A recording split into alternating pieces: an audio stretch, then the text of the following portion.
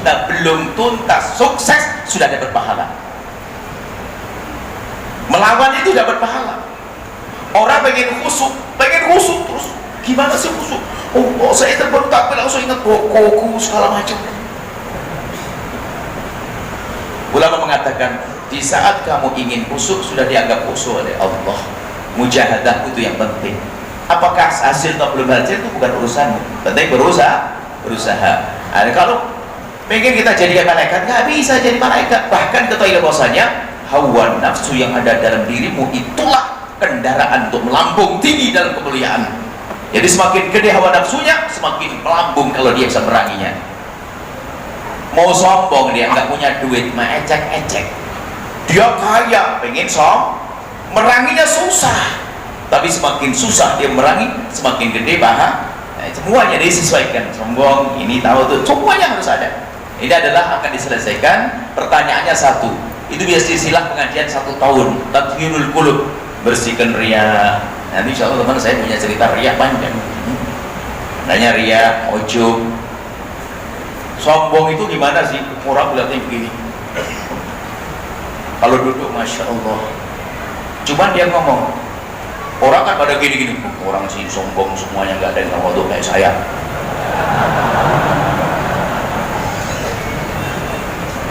Nah ini begitulah, hati-hati, makanya penyakit hati.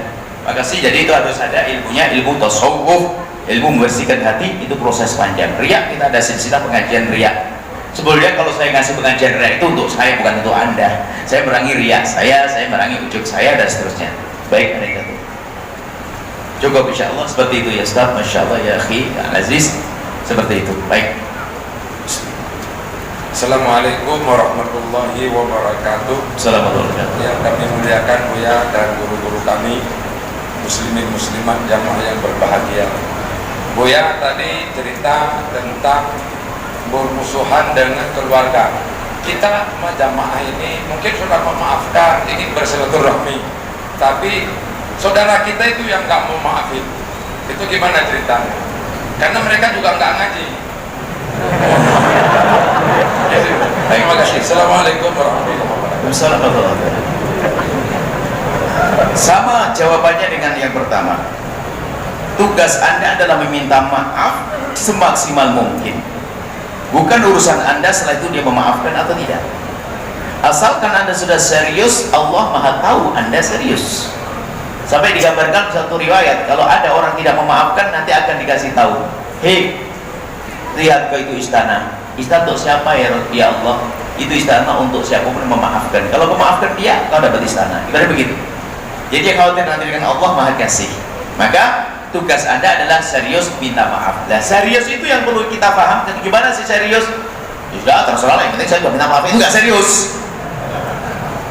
Anda ingin minta maaf karena Anda berarti pernah bersalah. Anda minta maaf ke dia, tidak dimaafkan. Anda melalui orang lain. Anggap saja begini loh ya, seorang raja putuskan akan dipenggal lehermu, tapi Anda punya jalan untuk bisa mencari link pamannya, budenya, tetangganya. Anda mesti datangi demi keselamatan Anda.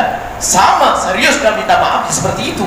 Gak cukup, udah yang penting aku WA selama ini udah gitu. Anda datangi dia nggak maafkan saudaranya, bibinya, kemudian Anda doa setiap malam terus. Di samping itu menjadi sebab Anda diampuni, ternyata menjadi pahala karena Anda memerangi hawa nafsu Anda. Sudah, yang penting tugas Anda sama. Jangan kita selalu gaya pengen tuntas-tuntasnya adalah gayanya orang sombong malah. Kita nggak boleh harus beres semuanya. Oh, enggak. Siapa yang mengatakan, wah alhamdulillah saya nggak sudah punya dendam, nggak punya dengki? Bohong itu. Kita punya dengki, sisa dengki di hati, justru ini untuk naik pangkat. Saya dengki kepada dia, saya dendam kepada dia, saya dengki ke dia. Bayangkan, saya punya toko, dengki pada tetangga. Allah, tokoku kecil, tokonya dia gede banget. Ya Allah, langsung kita keluar. Pak, parkirnya di rumah saya aja sekalian, nggak apa-apa, bismillah. Buka parkirnya, parkir mobil yang padat, atau masya Allah, ya Allah, semoga rezekinya tambah banyak, ya Allah. Saya kan, itu lumayan. Gara-gara ada dengki di hati, kita bisa mendoakan dengan doa kebaikan, maka tambah gede pahalanya. Jadi hawa nafsu yang ada dalam diri kita tuh naik pangkat. Yang penting jangan diwujudkan. Dengki ditampakkan. Saya dendam, saya marah mereka, kurang ajar banget dia sama saya. Apa sih? Transfer duit 1 juta, yes. oh ini waliullah, begitu hendaknya. 1 juta masih sakit hati, kurang ajar tak kirim aja itu lagi, gitulah. Itu ada silsilah membersihkan hati, dan memang begitu caranya. Jangan malah dilawan, wah tambah sakit. Kalau anda marah sama seseorang, dendam sama seseorang, ada kirim duit langsung hilang besok. Kalau enggak, saya ganti duitnya. Saya ganti, betul. Karena apa? Begitu cara diajarkan Nabi. Jangan orang jahat kita jahati, berarti anda sama seperti dia. Orang jahat dan baiki. Itulah judul pengajian kita malam ini. Yang lain jangan bapak-bapak doa, nanti ibu-ibu protes, bahaya, asin semua masalah. Satu lagi, ibu-ibu gak ada.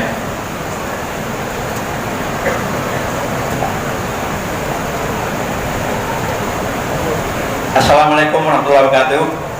Buya yang saya muliakan, Bapak Bupati dan Bu kita, Abismi yang dimuliakan Allah, hadirin wal hadirat yang dirahmati Allah SWT. Kaitan dengan pembicaraan Buya tadi, saya sangat menarik tentang mahabbah ilahiyah. Ini kebetulan sudah mulai tahun Hok dan tahun Hak, ya. Artinya tahun-tahun politik di mana sering membicarakan hal-hal yang pernah diingatkan oleh Al-Quran. Jangan saling mengolok, jangan saling dan sehingga kadang-kadang terjadi di tahun-tahun politik ini. Ketika Nabi mengatakan bahwa di kiamat nanti ada orang yang rugi, pahit, dalam arti tidak ada amal sama sekali. Ketika dikaji bahwa amalan ketika kita bicara kepada orang yang salah itu penggeseran amalan. Kemudian karena penggeseran amalan kita kosong. Setelah kosong, lalu kita taubat. Kemudian kita minta maaf sama orang-orang yang dianggap bersalah. Apakah dosa sudah terampuni? Kemudian yang kedua, apakah pahala yang pernah digeser oleh Allah SWT kepada orang yang pernah kita upah dan sebagainya dikembalikan atau bagaimana caranya? Ini perlu pencerahan dari Buya. Yang kedua menyangkut dengan harta warisan. Ini memang sangat-sangat merasuk pada kami yang dia sampaikan. Mudah-mudahan ini menjadi inspirasi bagi seluruh masyarakat yang mendengar, dan kaitan ada juga beberapa pendiri-pendiri agama. Ini sangat-sangat kami berterima kasih kepada Buya. Terima kasih. Kami kemerdekaan. Assalamualaikum warahmatullahi wabarakatuh. Assalamualaikum warahmatullahi wabarakatuh. Memang betul. Makanya termasuk akhir-akhir ini kajian atau ceramah yang sering kami angkat adalah bagaimana menghilangkan kebencian dengan saudara. Ribut gara-gara 0102, yang 0102 nya sudah besanan, rakyatnya masih berantem misalnya. Kadang-kadang sebegitu. Ini kan kebodohan kita. Sebetulnya bukan karena 0102, karena memang karakternya karakter pendendam, pembenci. Sebetulnya orang yang suka ribut 0102, tanya, dia ribut sama istrinya sering nih. Memang dia wataknya jelek, gak usah bicara masalah politik. Karena memang hati, dan kita memang dilatih dengan permusuhan. Pemilihan presiden kita harus berantem, pemilihan gubernur berantem, pemilihan bupati gubernur, pemilihan lurah gubernur berantem, pemilihan lurah berantem, bupati berantem, sampai pemilihan pengurus masjid berantem. Karena memang hati rusak, makanya yang perlu harus membersihkan hati kita. Itu yang kita bahas termasuk diantaranya. Sama saudara berantem. Orang hebat itu akan bisa memberikan sesuatu pada orang lain hadiah, biarpun bukan salah kerabat. Sekarang sama saudaranya aja rebut ngambil hartanya, mana mungkin dia bisa berbuat baik dengan orang lain? Inilah Muhajirin dan Ansor, nggak ada sanak, nggak ada kerabat. Banyak persaudaraan kita ketemukan, bukan sanak, bukan saudara, cuma karena bersahabat dan baik karena Allah rela memberi hartanya. Ada atau tidak? Banyak. Dan sama saudaranya berantem, buru-buru mau ngasih hadiah pada saudaranya, pada temannya, nggak mungkin. Maka yang Anda tanyakan itu adalah selama ini yang kita angkat problem luar biasa, berantem ya kayak tadi, yang biasa ribut 0102 itu nanti yang rebutan waris di rumahnya. Kenapa? Senang berantem dia. Berbeda politik dia, berbeda pilihan dia, wajar perbedaan karena sosial ijtihadnya. Tidak boleh berantem, sehingga mungkin tetap makan bareng bakso, diskusikan. Tapi naudzubillah sering-sering berantem. Baik, jadi hendaknya harus kita tata hati kita terus, jangan demikian itu. Jangan sampai kita mudah terpacu. Itu saudara kita, umat siapa? Umat Nabi Muhammad. Kalau berbeda, sebab kadang-kadang dua orang yang berbeda bukan karena jahat. Si A berbeda dengan si B. Si A memilih 09, si B memilih 007. Jangan 02, 01 lah, kita rubah 09 sama 02. Cuman si A waktu milih 09 itu sesuai dengan informasi yang mereka terima, yang dia terima. Udah dianggap baik pemilik, masa dosa dia? Kan gak dosa. Si B juga begitu. Yang dosa adalah tahu dia gak bener kok masih dipilih gara-gara dikasih 50.000. Ini yang dikasih ini bodoh dan dia jahat, yang kasih sama. Nah ini itu loh. Jadi itu buat kerusakan. Makasih banyak. Nah itulah yang harus kita pahami. Kita perlu ilmu apa atas ini? Ilmu wudhu sudah tahu sebanyak. Ilmu membersihkan hati yang dikatakan oleh Imam Ghazali adalah berdoain di atas suatu ain. Bagaimana di saat kita dicaci sama orang yang membalas dengan kebaikan, subhanallah, dia mencaci saya, memfitnah saya. Awas nanti malam, ya Allah semoga rezekinya banyak, istrinya tambah sayang, anaknya soleh soleha, ahli surga berjalan di atas bumi, yang datang kepada Allah di qalbin salim. Itu yang harus kita pelajari. Ibu-ibu boleh tanya tentang resep rujak ulek saya dari Jawa Timur, mumpung saya dari sini.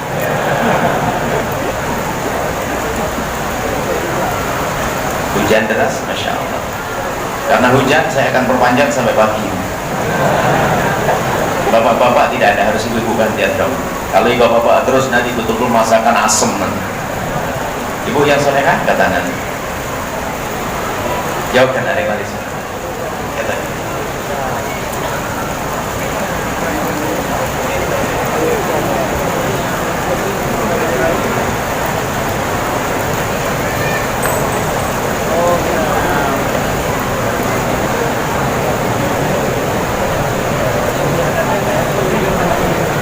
Terus mohon disampaikan.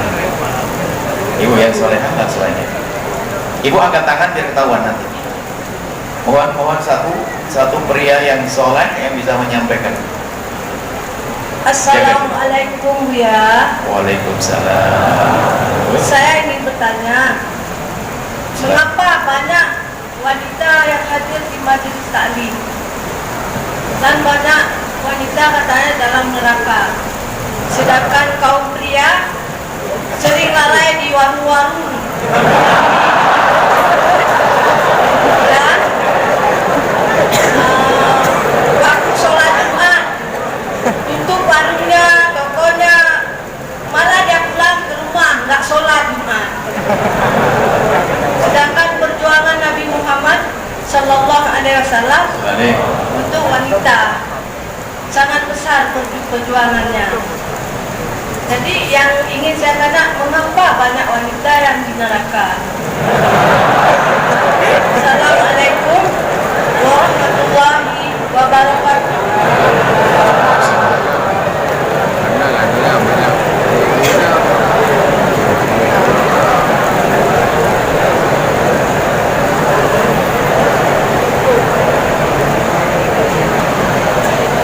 Itu ada depan saya di mana? Mohon maaf, dibantu, jangan dipegal ya. Disampaikan kepadanya. Angkat tangan ya. Assalamualaikum warahmatullahi wabarakatuh. Assalamualaikum.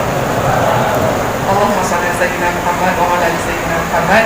Semoga Buya beserta keluarga dan Abi beserta keluarga dalam lindungan Allah Subhanahu wa taala.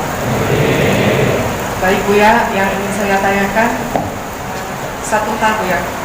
Bagaimana sejauh mana seorang istri boleh mengingatkan atau menegur suaminya jika suaminya tergelincir dalam kesalahan? Karena kita tahu bahwa seorang istri ini harus memiliki adab-adab dalam menegur suaminya, karena mengingat bahwa suami adalah seorang imam dan istri adalah seorang makmum. Mungkin Buya boleh memberikan cara mengingatkan suami supaya sang suami tergerak hatinya. Contohnya saja Buya, misalnya ketika seperti yang dia jelaskan sebelumnya bahwa silaturahmi sangat penting, tapi saat sang istri mengingatkan kepada suami bahwa silaturahmi kepada keluarga intinya seperti ibunya, saudaranya itu penting, tapi tidak dikubris. Ya, mohon pencerahannya. Terima kasih. Baik, yang pertama ibu yang solehah. Ini uritu anna aktsara ahlin nari an-nisa. Nabi pernah menyebutkan bahwasanya aku diperlihatkan bahwasanya yang paling banyak di neraka adalah perempuan. Kemudian disebutkan li'annahunna yukthirna syikata wa yakfurna al-ashir, karena perempuan itu adalah banyak ngeluh dan gak terima kasih sama suami. Awas bapak, jangan ketawa, habis ini giliran anda ya. Jangan macam-macam. Yang punya mic saya, giliran anda saya habisi. Buru-buru ketawa ya. Ibu yang solehah itu memang para ulama menyebut ini adalah hadis, apa istilahnya, hadis isma, hadis penjagaan bagi perempuan. Ini kasih sayang baginda Nabi kepada perempuan, ya, agar tidak masuk wilayah ini. Sebab ya, kalau ibu ini bukan, Nabi kan nyebut banyak perempuan di neraka, tapi Nabi tidak mengatakan kamu ahli neraka, gitu loh bu. Ada suami dulu. Apakah Nabi ngomong kamu masuk neraka? Enggak kan? Jadi tidak usah terlalu pusing dengan itu. Jadi Nabi menyebutkan bahwasanya banyak ahli neraka itu perempuan. Lalu dikasih tahu, ditanya Nabi kenapa kok banyak perempuan masuk neraka, dikasih tahu sebabnya. Dan ini paling penting. Alhamdulillah dikasih tahu, kalau tidak dikasih tahu kecebur. Makanya terima kasih ya Rasulullah, alhamdulillah sudah kau kasih tahu. Contohnya begini bu, ibu sedang enggak? Bu, banyak orang kecebur kolam di sana, kepleset, ibu jangan lewat sana. Ibu marah, kenapa kok kamu bilang ke sana? Kalau anda marah berarti anda nggak paham ya, dikasih petunjuk. Mestinya paling sering, makanya hadis ini ada hadis kasih saya untuk perempuan. Yang dengar pasti selamat, yang nggak dengar tergelincir. Apalagi yang kritik hadis ini. Yang paling senang dengan hadis ini selamat. Kenapa? Yuktirnal ashir, yuktirna syikata, banyak ngeluh. Wa yakthurnal ashir, nggak terima kasih. Nah, ngeluh itu macam-macam kisahnya. Ngeluh itu adalah menyiksa, dikit-dikit nggak terima kasih. Ngeluh itu ya pokoknya bikin susah pada suami. Sudah bagus motor kurang bagus, sudah ini kurang terus. Dan satu paket itu yakthurnal ashir. Tapi Nabi tidak menyebutkan anda. Ibu tidak usah khawatir. Ibu ini kan paling patuh pada suami, ahli sur, lembut pada suami, ahli sur. Cuman ada laki-laki ahli neraka. Ada bu ahli neraka. Jangan dianggap perempuan dong. Yang dolim kepada istri, gak kasih nafkah. Kalau nggak kasih nafkah karena dia nggak mampu karena sakit, gak ada masalah. Zalim, Nabi menyebut dia orang gila, zalim. Siang hari dipukuli, malam digauli. Ini kan ada hari ini laki-laki bodoh mukul istrinya, masya Allah. Tadi disebutkan oleh penanya yang sebelumnya, orang atadruna manil muflis, tahukah kamu siapa orang bangkrut? Bangkrut apa? Nggak punya amal di akhirat. Yati yawmal qiyamati bisolatin, bosakatin, bosiyamin. Datang di hari kiamat katanya ahli ibadah, suami laki-laki ahli ibadah, ustaz, wah khusyuk ibadahnya, puasa Senin Kamis banyak, tapi sama istrinya kalau ngomong celekat-celikit, kadang mukul. Nah, inilah contohnya. Bu, jangan dianggap perempuan tok yang diingetin. Memang Nabi gak adil, Nabi juga kita laki-laki biar kita selamat bu, bukan ibu tok. Bukan yang diselamatkan Nabi hanya ibu-ibu dong, enggak, tapi bapak juga diselamatkan. Ada dolim wa qadraba hadza wa syatama hadza wa khadama hadza wa qadama hadza. Ada laki-laki, laki perempuan sama di situ. Telah memukul si bulan, habislah pahalanya. Istri dipukul. Anda pernah coba? Ibu yang solehah, laki-laki baik itu tidak akan mukul istrinya biarpun istrinya layak dipukul. Ibu pernah dengar pernah melihat laki-laki mukul istrinya? Bu, pernah melihat tak laki-laki mukul istrinya? Gila tak dia? Ada orang mana? Orang sini. Berarti yang mukul laki-laki yang ada di sini. Tobat Pak, tolong Pak. Tidak pantas laki-laki mukul istri. Mencaci Kak. Tadi kata ibu-ibu loh, ibu yang ngatur.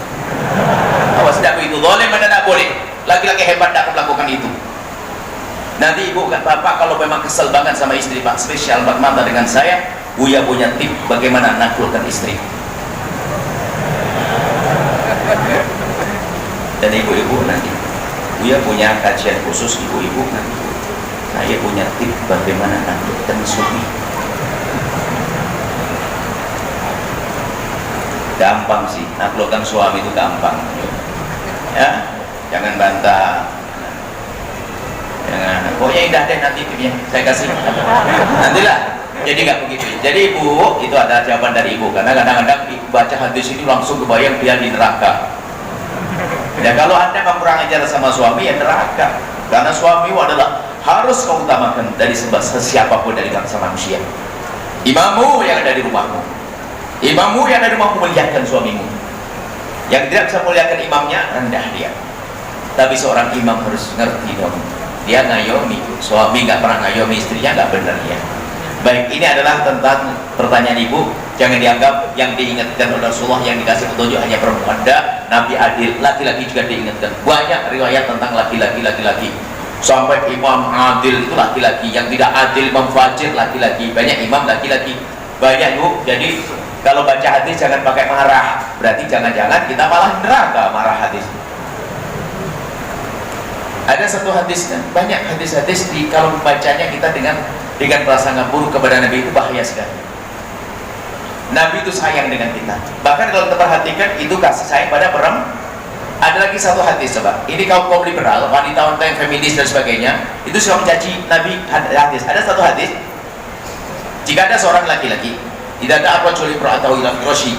Jika ada seorang laki-laki mengajak istrinya ke atas ranjang, kemudian sang istri kok nggak mau, lalu sang suami bata ghadbanan, malam itu marah, apa kata Nabi? La'anatul malaikatu hatta tusbih.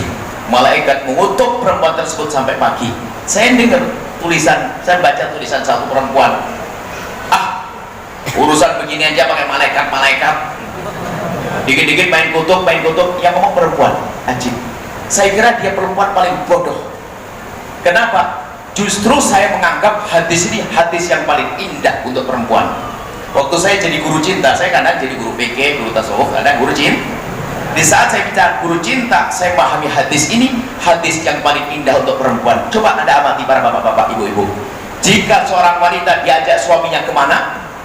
Bukan ke atas, ke laut lawan ombak, bukan ke atas gunung, tapi kemana? Ke atas ranjang, tempat yang paling indah. Coba, bukan suruh mikul beban berat di pundaknya, di atas ranjang. Coba, ke atas ranjang, tempat paling indah kan?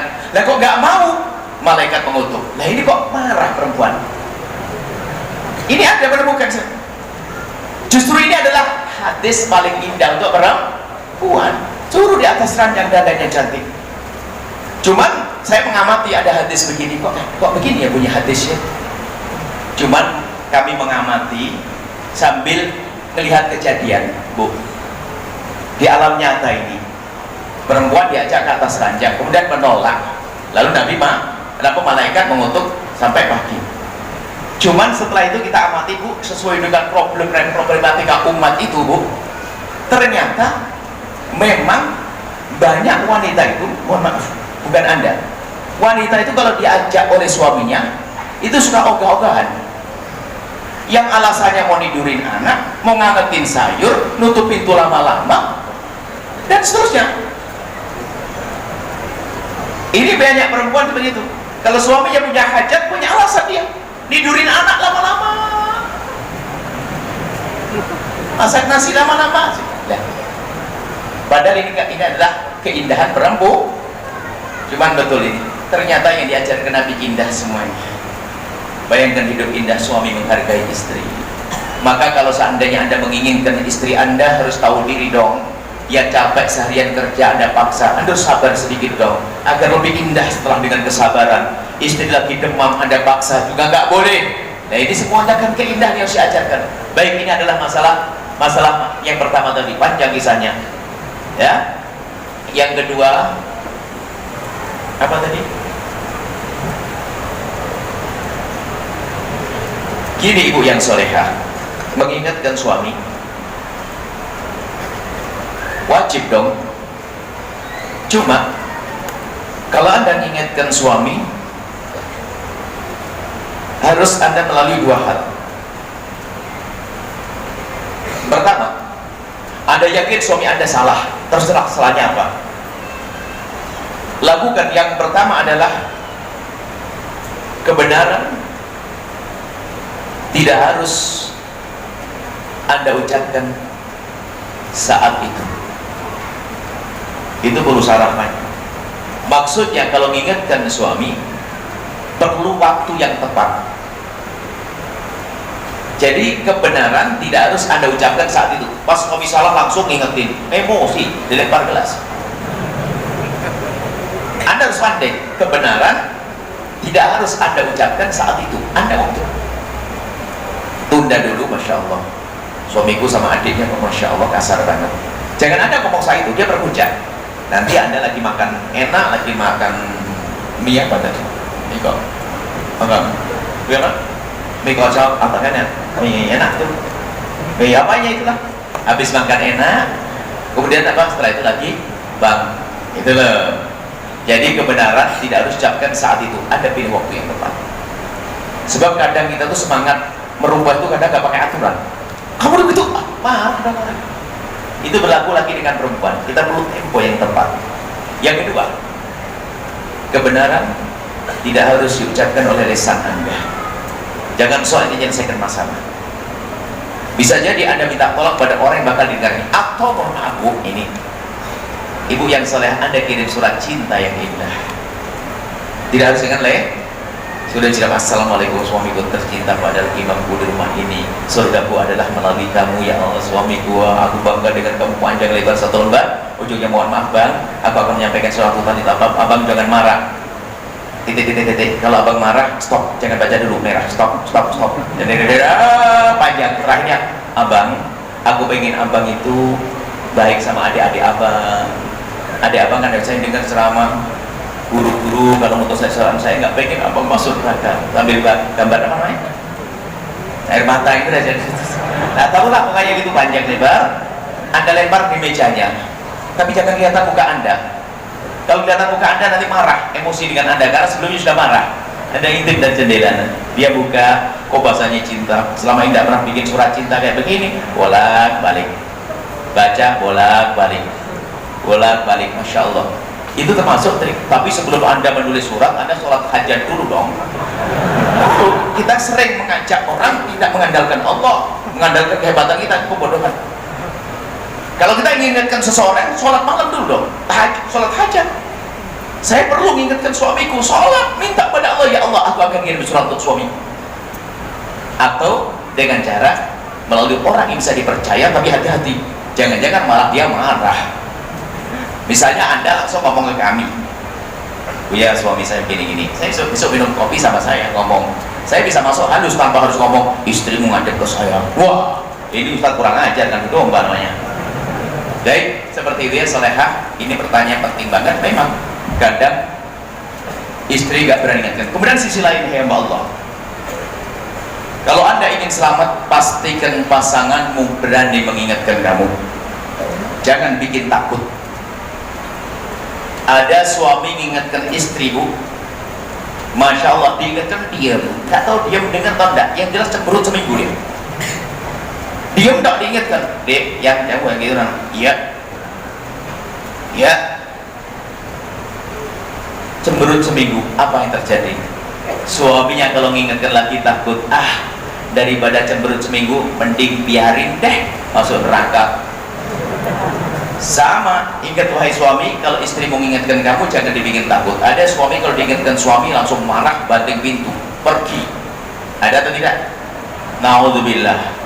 Akan tapi jadilah rumah tanggamu dengan kunci sederhana ini, hidupmu agar bahagia. Ingat, dua hal kuncinya. Jadikan dalam hidupmu, catat tulis yang gede, mudah mengingatkan dan mudah diingatkan. Yang kedua, mudah minta maaf dan mudah memaafkan. Itu kunci rumah tangga. Tulis yang gede, pakai lampu. Nanti kalau suami lagi diingatkan, kok nggak ingat langsung nyala.